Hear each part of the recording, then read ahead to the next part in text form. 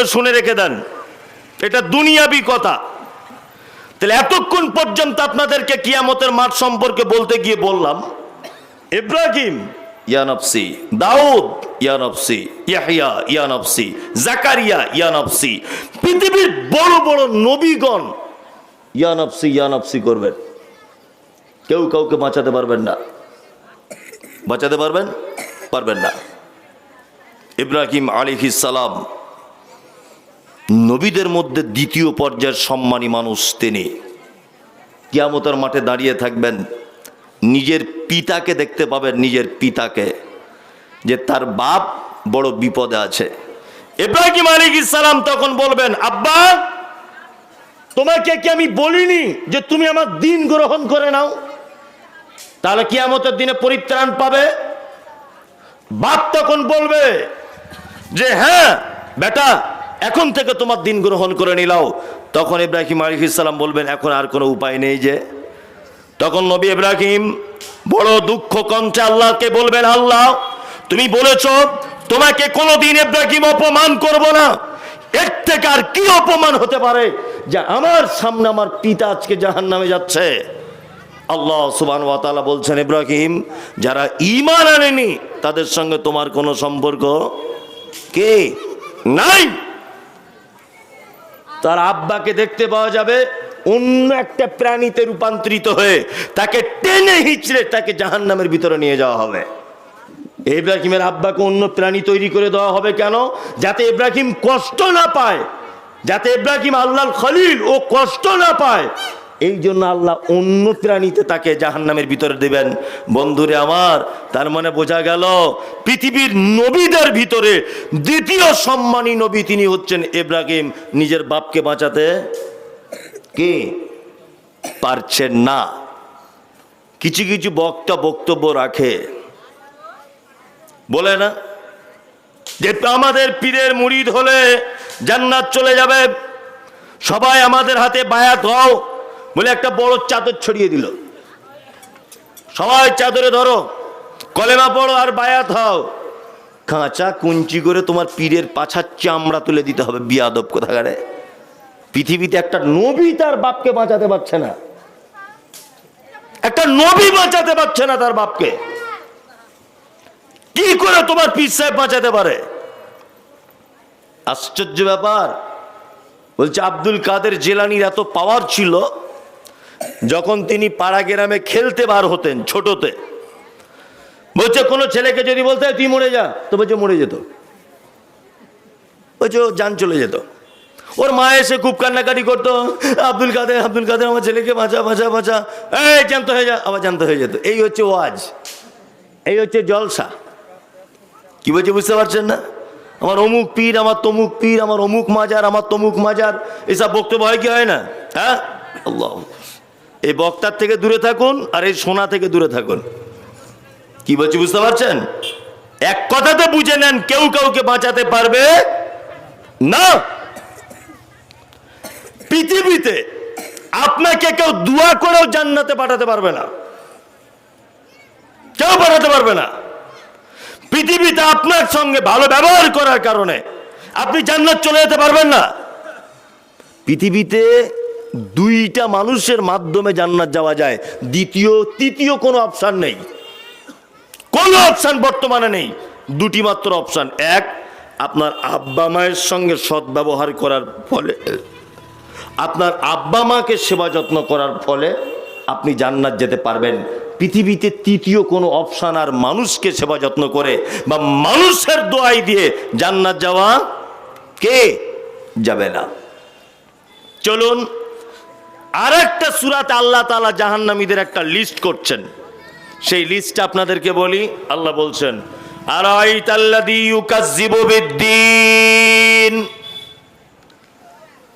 আল্লাহ বলছো নবী, আপনি কি দেখেছেন তাদেরকে যারা কিয়ামতের দিবসকে মিথ্যা মনে করে? আচ্ছা, কিয়ামত হবে আপনাদের বিশ্বাস আছে? আছে। কিন্তু আল্লাহ বলছেন নবী, আপনি কি দেখেছেন তাদেরকে যারা কিয়ামতকে অস্বীকার করে? কারা তারা? ফাযালিকাল্লাযী ইয়াদুল ইয়াতীম, যারা এতিমের সঙ্গে অসৎ ব্যবহার করে। এরা কিয়ামতকে বিশ্বাস করে না। এই এতিম কাদেরকে বলা হয় জানা আছে? জানা আছে যে এতিম কাদের বলা হয়? জানা নেই? শুনুন, মা মারা গেলে এতিম হয় না। কেউ যদি নাবালক শিশু যৌবনে পদার্পণ করেনি, তার আগে যদি তার পিতা যদি মারা যায়, তাহলে সে এতিম। কি বলছি বুঝতে পারছেন? মা মারা গেলে এতিম হয় না। সন্তান বাপের না মায়ের? কথা বলুন। বাপের। সন্তান মায়ের নয়, সন্তান বাপের। ওই জন্য আপনাকে একটা জিনিস বোঝানোর জন্য চেষ্টা করছি। এক, আপনি মারা গেছেন, বেঁচে নেই। আল্লাহ নবী সাল্লাল্লাহু আলাইহি ওয়াসাল্লাম বলেছেন, ওলি ছাড়া, অভিভাবক ছাড়া একটা মেয়ে বিবাহতে বসতে পাবে না। ওলি লাগবে, অর্থাৎ অভিভাবক লাগবে। আপনি মারা গেছেন, আপনার বেটির বিয়ে। আচ্ছা বলুন তো, ওর খালু যদি বলে যে মেয়েটা আমারই, শালির মেয়ে মানে আমারই মেয়ে, ওর আব্বা নেই, আমিই গার্জেন, বিবাহ হবে না। ওর খালু যদি বলে যে আমি গার্জেন, বিয়ে হবে না। বলতে হবে কাকে? ওর চাচাকে। কি বলছি বুঝতে পারছেন? ওর মামা যদি বলে, ওর মামা, যে আমি ওর গার্জেন হব। অনেক ওলামাদের মতামত হচ্ছে এটা, এক কথাতে ওর মায়ের পক্ষের কেউ ওলি হিসাবে থাকতে পাবে না, বাপের পক্ষে থাকতে হবে, ওর চাচা থাকবে, ওর দাদু থাকবে। কি বলছি বুঝতে পারছেন না? তার মানে সন্তান কার? সন্তান বাপের, মায়ের নয়। এতিম, এদের সঙ্গে সদ্ব্যবহার করার চেষ্টা করবেন। একজন লোক আল্লাহ নবী সাল্লাল্লাহু আলাইহি ওয়াসাল্লামের কাছে এসেছেন, এসে বলছেন, আল্লাহ নবী, আমার অন্তরটা খুব শক্ত, নরম হয় না, একদমই নরম হয় না, আমি খুব কঠিন হৃদয়ের মানুষ। বিশ্ব নবী বলছেন, ফিরে যাও, তোমার প্রতিবেশী কোনো এতিম বাচ্চা যদি থাকে, তার মাথাতে হাত বুলিয়ে দাও, দেখবে আল্লাহ তোমার মনটাকে নরম করে দিবে। ওই জন্য তো আপনাকে বলি, দোকানে গেছেন চকলেট কিনতে, আপনার সঙ্গে আপনার নাতি আছে, আপনার পোতা আছে, 4টে চকলেট কিনেছেন, দোকানের পাশেই দেখছেন একটা বাপ হারা ছেলে আপনার পাড়ারই ঘোরাফেরা করছে, একটু চকলেট ভেঙে তার হাতে দেন না, একটু দেন। ও তো মনে মনে ভাবছে, যদি আমার আব্বা থাকতো। এটা ভাবছে কি ভাবছে না? ওই জন্য তো আপনাকে বলি, ওই জন্য আপনাকে বলি যে ঈদের দিনে আপনার ছেলে 4টে 5টা জামা হয়েছে, আপনার ভাই দিয়েছে, আপনি নিজে 2টো দিয়েছেন, ও নানারা দিয়েছে, ও মামারা দিয়েছে। পাড়ার যে একটা ছেলে বাচ্চা, এতিম বাচ্চা আছে, তাকে একটা কমা দামের জামাও একটু ভালো দেখে কিনে দেন না। আমাদের নবী মুহাম্মদ সাল্লাল্লাহু আলাইহি ওয়াসাল্লাম বলেন, আমি আর এতিমের দেখাশুনোকারী জান্নাতের ভিতরে থাকবো, তবে এতটাই দূরত্ব থাকবে। এ কথা বলার পরে নবীজি বলছেন, মধ্যমার তর্জনী আঙুল এরকম একটু ফাঁক করে দিয়ে বলছেন, আমি আর এতিমের দেখাশুনোকারী এতটা ডিস্টেন্সে জান্নাতের ভিতরে থাকবো। তারপরে নবীজি আবার বলছেন, আমি আর কন্যার পিতা, যার মেয়ে আছে, আমি আর কন্যার পিতা জান্নাতে এইভাবে থাকবো বলে নবী হাত জমা করে দিয়ে বললেন, একেবারে গায়ে গায়ে ঠেকে দুজনে জান্নাতে থাকবো। সুবহানাল্লাহ। ওই জন্য আপনাকে এর আগে আমি আবার বলেছি, তারপরেও আবার ফের স্মরণ করিয়ে দিচ্ছি, বাজার থেকে যখন বাড়ি আসবেন, আপেল আঙ্গুর বেদানা যেটাই আনবেন, প্রথমে মেয়ের হাতে দেবেন। মালদায় যাচ্ছেন, কলকাতা যাচ্ছেন কোনো কাজে, মেয়ের কপালে একটা চুমু দিয়ে যান। আল্লাহ নবী যখন কোথাও বার হতেন, ফতেমার কপালে চুমু দিয়ে যেতেন। ওই জন্য আপনাকে বলছি যে আপনার মেয়েদের পিছনে বেশি পয়সা খরচা করুন। আরে আপনার থেকে ভাগ্যবান পুরুষ মানুষ মালদা জেলাতে আছে যে আপনি নবীর সাথে জান্নাতে থাকবেন, তা আপনি তার পিছনে খরচা করবেন না। ওই জন্য সবসময় চেষ্টা করবেন বাজারের সব থেকে ভালো মাল আমি আমার মেয়েকে খাওয়াবো, কারণ এর বিনিময়ে, এরই অজুহাতে আমি নবীর সাথে জান্নাতে থাকবো। আমাদের সমাজের নীতি আলাদা না? হ্যাঁ, আলাদা না? বেটি হয়েছে বলে মুখের দিকে দেখা যায় না। কত মেয়ের যে সংসার নষ্ট হয়ে গেছে শুধু পরপর 2-3টে বেটি হবার কারণে। অজস্র ঘটনা আপনাকে প্রমাণ দিতে পারি যে শুধু মেয়ে হবার কারণে শ্বশুর শাশুড়িদের শারীরিক পাশবিক নির্যাতনের ফলে এক পর্যায়ে বৌমা সুসাইড, আত্মহত্যা করতে বাধ্য হয়েছে। অনেক ঘটনা আছে সোশ্যাল মিডিয়াতে, দেখতে পাওয়া যায় না? পাওয়া যায়। কেন মেয়ের প্রতি এত অনীহা কেন? আল্লাহ নবীর হাদিসটা শুনুন। আম্মা জান আয়েশা সিদ্দিকা রাদিয়াল্লাহু তাআলা আনহার কাছে বাড়িতে একজন ভিখারি নিয়ে এসেছে, 2টি বাচ্চা মেয়েকে নিয়ে। কিছু চাইলো। আম্মা জান আয়েশা বলছেন আল্লাহ রসুল বাড়িতে ছিলেন না, আমি একটা খাজুর নিয়ে মহিলাটিকে দিলাম। মহিলাটি দেখলাম খাজুরটা 2টো অর্ধেক ভাগ করে 2টো বাচ্চার ভিতরে ভাগ করে দিলেন। আম্মা জান আয়েশা দেখলেন ব্যাপারটা, নবীজি বাড়িতে এলেন। আম্মা জান আয়েশা নবীজিকে বলছেন আল্লাহ রসুল আজকে আমাদের বাড়িতে এই ঘটনা ঘটেছে। বিশ্ব নবী বলছেন আয়েশা শোনো, কোন লোক যদি তার কন্যা সন্তানকে নিয়ে পৃথিবীতে যদি বিপদের সম্মুখীন হয় তাহলে আমি মোহাম্মদ সাল্লাল্লাহু আলাইহি সাল্লাম আর ওই কন্যার পিতা জান্নাতে এইভাবে থাকবো বলে 2টা আঙ্গুল এক জায়গায় জমা করে দিলেন। আপনি কত ভাগ্যবান বুঝতে পারছেন? 3টে 4টে 5টা মেয়ে হয়ে গেছে, মন খারাপ? কিছুই মন খারাপ নেই। ওমা তাশাউনা ইল্লা আইয়াশা আল্লাহ। আপনার চাওয়াটা চাওয়া নয়, আল্লাহ যেটা চায় সেটাই হয়। হয়তো আল্লাহ আপনাকে ভালোবাসে, এই কারণে আপনার 4টে বেটি দিয়ে দিয়েছে, 5টা বেটি দিয়ে দিয়েছে, আপনি নবীর সাথে জান্নাতে থাকবেন বলে। এর থেকে বড় সৌভাগ্য আর কারো আছে? বলুন আছে? বেটি হয়েছে বলে মন খারাপ করছেন কেন? একদম নয়। আরো আনন্দ করে মিষ্টি বিলান যে আমি একজন কন্যার পিতা। আল্লাহু আকবার। এতিম দেখাশোনা করবেন, রাস্তাঘাটে পেলে একটু মাথায় হাত বুলিয়ে দেবেন। ওয়ালা ইয়াহুজ্জু আলা তুআমিল মিসকিন। আল্লাহ বলছে যারা মিসকিনদেরকে খাদ্য দানে উৎসাহিত করে না। সমাজে কয়েকটা শব্দ আছে যেগুলোর মানে মতলব আমাদের জানা নেই, ঠিকঠাক বুঝি না। একটা শব্দ আছে তার নাম ফকির, তাই না? আর একটা শব্দ আছে তার নাম মিসকিন। ফকির আর মিসকিন এই দুটো কিন্তু আসমান জমিন ডিফারেন্স। বোঝার চেষ্টা করুন। ফকির হচ্ছে ওই লোক যার কাছে কিছু অর্থ আছে তারপরেও তার প্রয়োজন মেটে না, অপরের মুখাপেক্ষী হতে হয়, এ হচ্ছে ফকির। আমি মমতাজুল ইসলাম রিক্সা চালাই, আমার সেলিম ভাই কোটি কোটি টাকার মালিক ধরে নেন। তা আমি সারা বছর রিক্সা চালিয়ে আমার 30,000 টাকা জমেছে।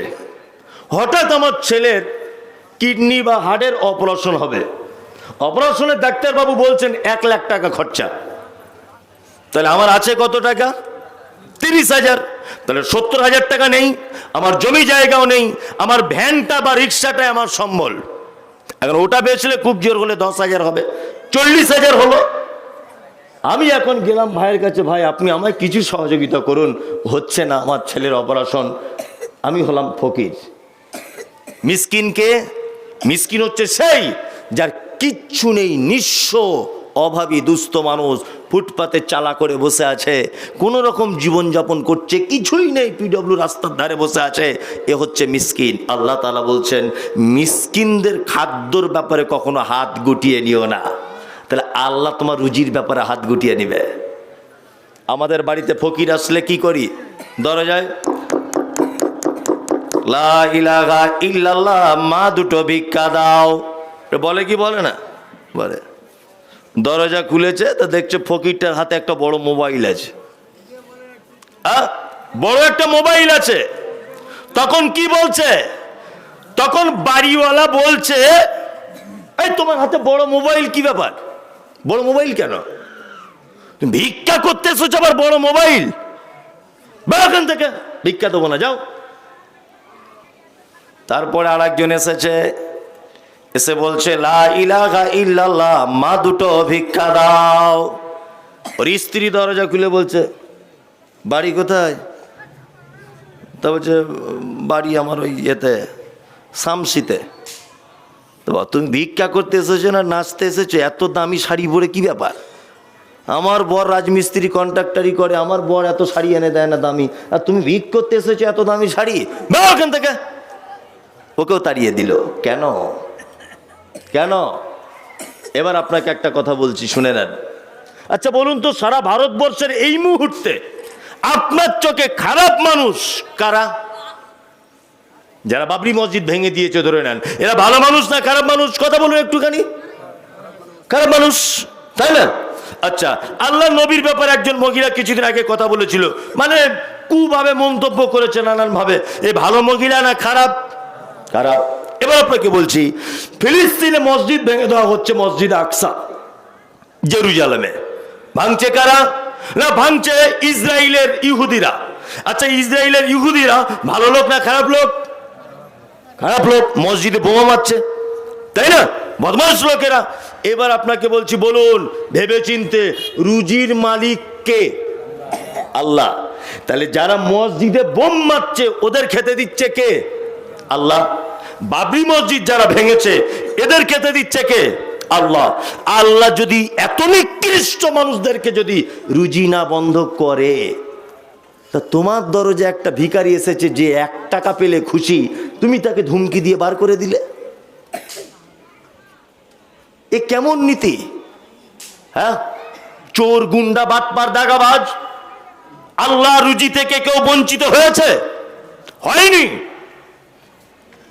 অথচ আপনি একটা ফকিরকে 1 টাকা দেবেন, কত অজুহাত দিয়ে তাকে আপনি ফেরত পাঠিয়ে দিচ্ছেন। না হবে না, এই কাজ আছে, এই ধান সিদ্ধ করছি, এই আলু রান্না করছি, এই তরকারি বাড়ছি, কত কিছু নানান অভিযোগ করি কি করি না।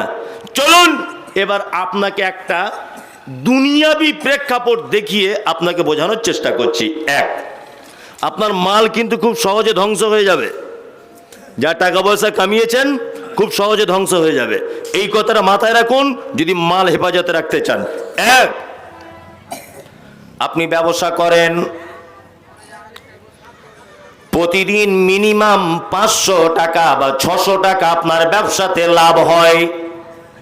একদিন হঠাৎ করে 3000 টাকা আপনার ব্যবসাতে লাভ হয়েছে। আপনি বগল বাজাতে বাজাতে বাড়িতে চলে এলেন। দুপুর রোদ্দুরে আপনি বাড়িতে এসে গোসল করে খেতে বসেছেন।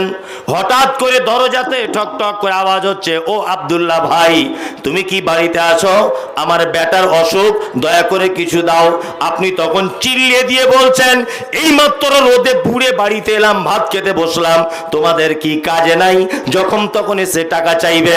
আল্লাহ বলছে, আব্দুল্লাহ শোন, প্রত্যেক দিন তোর 600 টাকা করে লাভ হয়, আর আজকে 3000 টাকা দিয়েছি, মানে তোকে পরীক্ষা করে নিয়েছি যে 5 জন অন্ধ মানুষের টাকা, 5 জন অসুস্থ লোকের টাকা তোর কাছে দিয়ে দিয়েছি ব্যবসার মাধ্যমে, আর অটোমেটিকলি তোর কাছে পৌঁছেও গেছে তারা।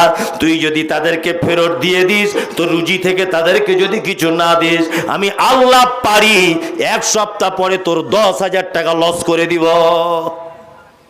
পারে কি পারে না? লাভ হয়েছে না, বগল বাজাতে বাজাতে বাড়ি এসেছে, সঙ্গে সঙ্গে 3 জন ভিখারি এসে দাঁড়িয়ে আছে। তার মানে কি আল্লাহ ওদের 3 জনের রুজিটা এর হাতে এক্সট্রা করে দিয়ে দিয়েছে, আর পরীক্ষায় ফেলে দিয়েছে। দেখি অন্যদিন তো 600 টাকার বেশি হয় না, আজকে 3000, মানে নিশ্চয়ই কিছু দেওয়া লাগবে। যদি হাট গুটিয়ে যদি একবার ধমকি দিয়ে পার করে দেন, তাহলে রুজি কি হবে? বাড়বে না কমবে? বাড়বে না কমবে? কমবে, লস। চলুন আল্লাহ তাআলা তারপরে বলছেন, কি বলছেন? ফাওয়াইলুল লিল মুসাল্লিন, জাহান্নাম ওই নামাজীদের জন্য। আচ্ছা বলুন তো, বেনামাজীদের জন্য বললেন আল্লাহ, না জান্নাত মানে নামাজীদের জন্য বললেন? কথা বলুন। নামাজীদের জন্য বলছে জাহান্নাম।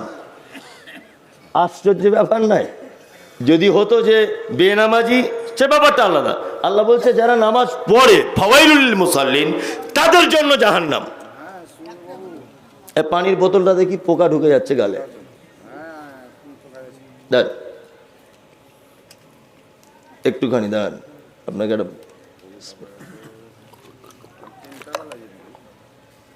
যে কথা বলছিলাম, আলহামদুলিল্লাহ, সেটা হচ্ছে এই যে আল্লাহ বলছেন নামাজীদের জন্য জাহান্নাম। এবার আপনাকে একটা কথা আপনাকে বোঝায়, আমাদের সমাজে 3 থেকে 4 কোয়ালিটির নামাজি দেখতে পাওয়া যায়। কত কোয়ালিটি? 3 থেকে 4 কোয়ালিটির। এক, কিছু লোক আছে জোহর পরে আসর পড়ে না, আসর পরে মাগরিবে যায় না, ফজরে পরে এর সাথে থাকে না, এরকম লোক আছে না নেই? আছে। আর কিছু লোক আছে তারা ঠিক করেই নিয়েছে শুক্রবার ছাড়া যাব না। আর কিছু লোক আছে তারা 5 ওয়াক্ত পড়ে কিন্তু ভুল পড়ে বা না জেনে পড়ে, কিছুই বোঝে না। হয়তো আমি মাঝে সাঝে পরীক্ষা করি, যেমন আজকেও করছিলাম, আপনারা হয়তো লাইভে দেখেছেন মমতাজুল ইসলাম অফিসিয়াল ফেসবুকে যে পেজটা, ওটা আমার। তা ভাটলে একটা বাচ্চা ছেলেকে জিজ্ঞাসা করছে, এই বিশ্বকবির নাম বলো। তো যে রবীন্দ্রনাথ ঠাকুর। ঠিক বলেছিস, রবীন্দ্রনাথ ঠাকুর। বাহ। তুই বল, কাজী নজরুল ইসলামকে কি বলা হয়? বলছে বিদ্রোহী কবি। ঠিক বলেছিস, একদম ঠিক বলেছিস তুই। সব জিজ্ঞেস করতে করতে একটা ছেলে সঠিক বলেছে, আর একটা ছেলেকে জিজ্ঞেস করছে, এই তুই বল নবীজির নাম কি? নবীজির নাম। তখন হি হি হি করে হাসছে। বল। বলছে জানি না। সোশ্যাল মিডিয়া দেখলাম বাংলাদেশে একজনকে জিজ্ঞেস করছে সাংবাদিকরা, এই তুমি বলো তো কি তোমার সৃষ্টিকর্তাকে? বলছে আমার আব্বা। বয়স্ক লোক বলছে আমার আব্বা। এই নবীজির নাম কি বলো? বলছে শেখ হাসিনা। বাংলাদেশের, দেখেছেন এগুলো সোশ্যাল মিডিয়াতে? নবীজির নাম বলছে শেখ হাসিনা। মানে আমরা নামাজ পড়ি কিন্তু ভুল পড়ি, ভুল জানি। অনেক মানুষ আছে 30 বছর নামাজ পড়ছে। আচ্ছা, এখানে 30 বছর বা 20 বছর একটানা নামাজ পড়ছেন কোন নামাজি আছেন? একজন হাত তুলে একটা জিনিস বোঝাবো আমি। তুলুন। ভয়ে তুলছে না, বুঝতে পারছি। আপনি 30 বছর পড়ছেন, তাই তো? হ্যাঁ। ওই রকম খোঁজ নিয়ে দেখুন, গ্রামের ফটিক চাচা, করিম চাচা, রহিম চাচা 30 বছর নামাজ পড়ে, বাংলাও পড়তে জানে না, আরবিও পড়তে জানে না, কোনো দোয়া জানে না। এরকম নামাজি আছে না নেই? আছে, আছে। কিন্তু ও দেখবে রুকুতে গিয়ে এরকম করছে। ও বলে কি? ও তো দোয়া জানে না, ও বলে কি? দেখবেন ও তাসাউদে বসেও মুখ নাড়িয়েই যাচ্ছে, ও বলেটা কি? ও তো দোয়া জানে না। ঠিক বলছি না ভুল বলছে? এরকম লোক আছে না নেই? ও কি বলে? সামি আল্লাহু লিমান হামিদা রব্বানা লাকাল হামদ হামদান কাসীরান তাইয়্যিবান মুবারাকান ফীহি। ও জানে না, তারপরেও দেখবেন সামি আল্লাহু লিমান হামিদা বলার পরে মুখ লাগছে। এরকম লোক আছে না নেই? তার মানে এ আর এক চিটিংবাজ কোয়ালিটির নামাজি। দোয়া জানে না, অথচ আল্লাহকে ধোকা দিচ্ছে, এমনিতেই ঠোঁট নাড়াচ্ছে। বলছে মনি সাহেব বয়স হয়ে গেছে, আমি কিছু বুঝি কম, খুব বুঝি কম। ও তুমি বুঝো কম? 5 টাকা কম দিলে সাটাম বুঝতে পেরে যাও। হ্যাঁ, জমির আলি কেটে ধনুকের মতো করে দিয়েছ, অন্যজনের জমি কমিয়ে দিয়ে নিজেরটা বাড়িয়ে নিয়েছ, তখন তোমার ভালো জ্ঞান থাকে।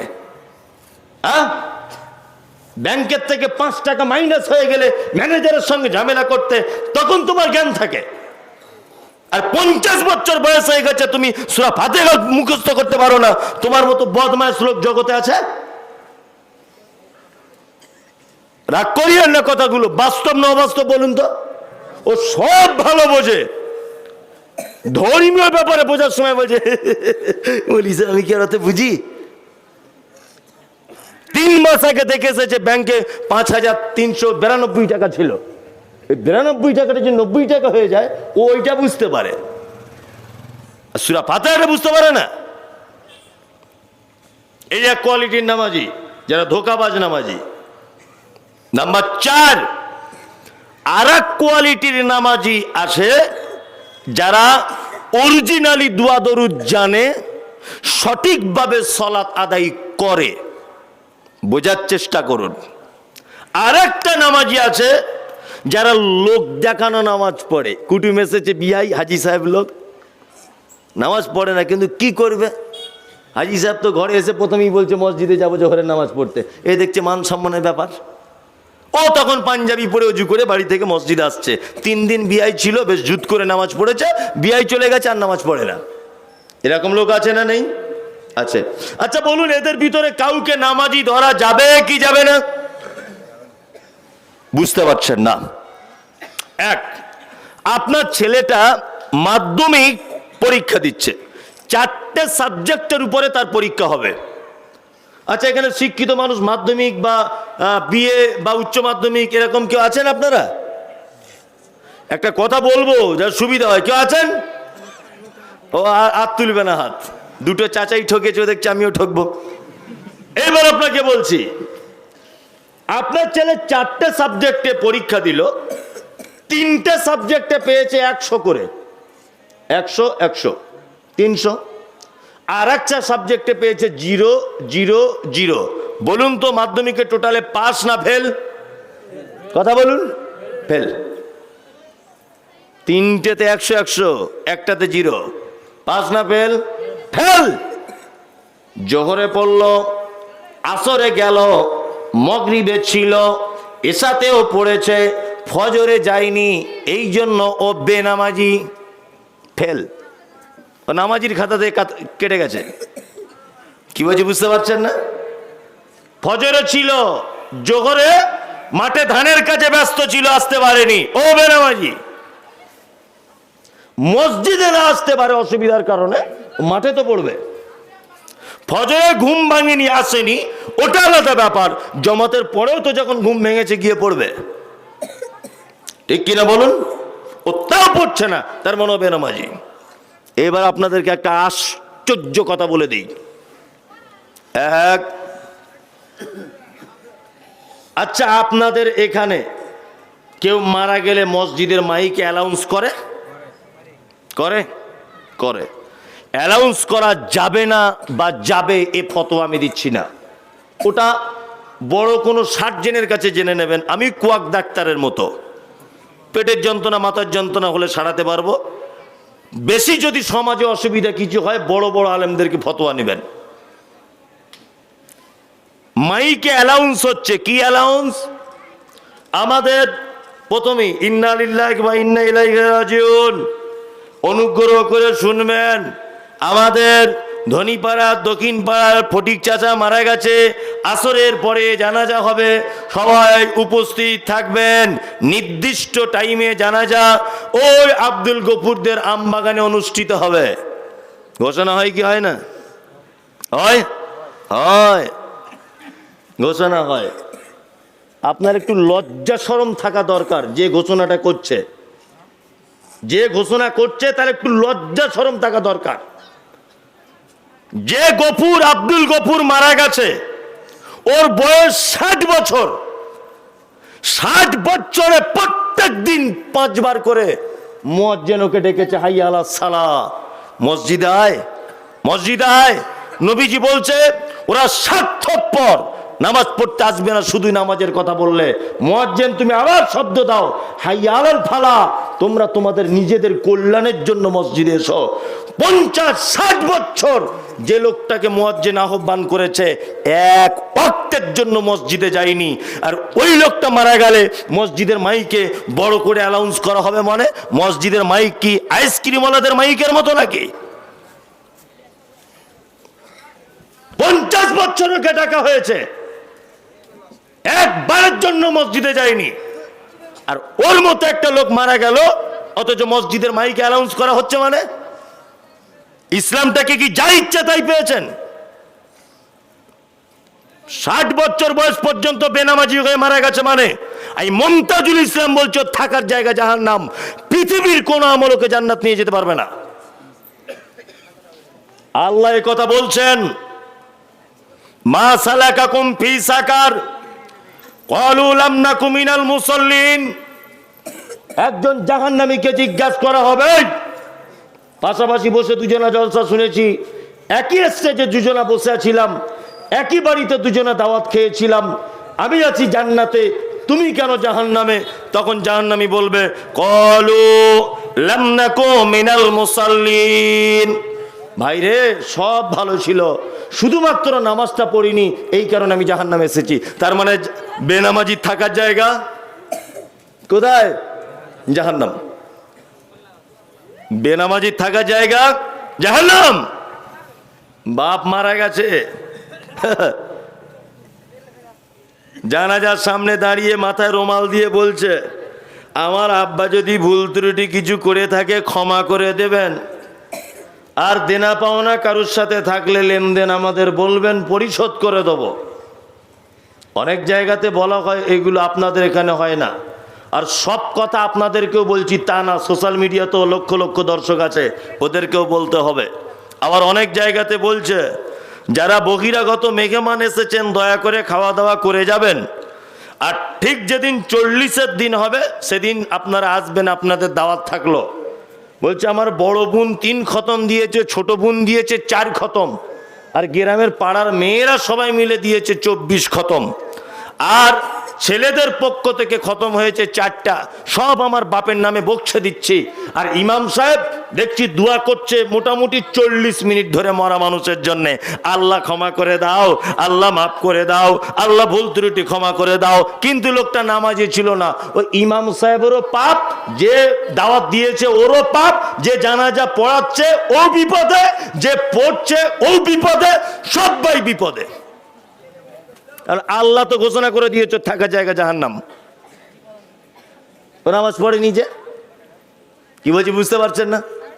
আব্দুল হামিদ মাদানি পশ্চিম বাংলার সহি আকীদার আলেমদের ভিতরে একজন। আব্দুল হামিদ কে মাদানি নাম শুনেছেন? সোশ্যাল মিডিয়া দেখেছেন না? 150টার বেশি বই লিখেছে। আল্লাহর কসম, উনি একটা বই লিখেছেন, তার নাম জানাজা দর্পণ, আমার গাড়িতে আছে। বিক্রির জন্য না, আমি পড়ার জন্য কিনেছি। এই জানাজা দর্পণ বইয়ের 97 নম্বরের পৃষ্ঠারে উনি বেনামাজিদের ব্যাখ্যা দিতে গিয়ে বলেছেন, কোন বেনামাজি যদি মারা যায় মুসলমানদের কবরস্থানে দাফন করাও চলবে না। এত নিকৃষ্ট তারা। এটা আমার কথা বলছি না, বইটা কিনে পড়ে নেবেন, বাজারে বিক্রি হয়। উনি বলেছেন সমাজের খাতিরে, গ্রাম্য ব্যাপারে, মান সম্মানের তাগিদে তার জানাজা পড়তে যাওয়া যেতে পারে, তবে তার জন্য দোয়া করা যাবে না।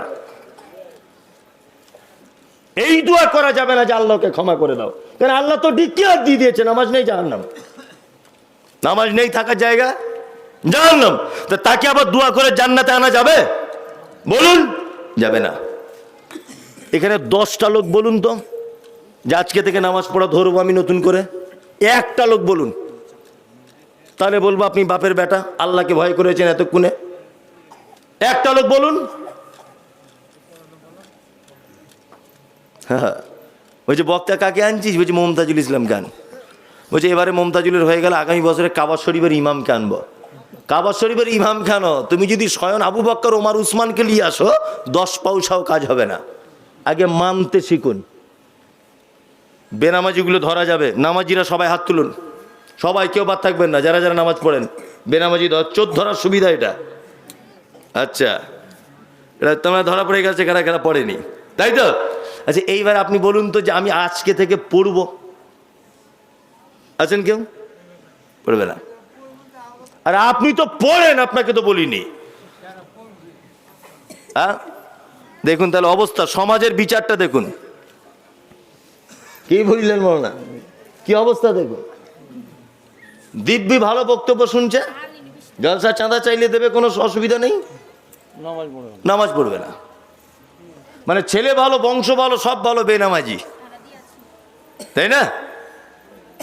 আল্লাহ আপনাকে নামাজি বানাক এবং দিনের জন্য কবুল। আপনি আমার উপর রাগ করছেন তাই না, যে এত ছোট বড় করে লোক বলে।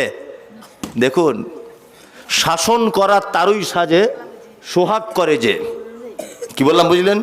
ছোট বড় 2-4টে কথা বলে নিতে পারে কে? যে সব থেকে বেশি ভালোবাসে। আপনি আমার দিনী ভাই, আপনি ভুল পথে চলছেন, নামাজ পড়ছেন না, আমি খারাপ মনে করছি, ওই জন্য আপনাকে বলছি। আর একটা কথা মাথায় রাখুন, আপনার জীবনে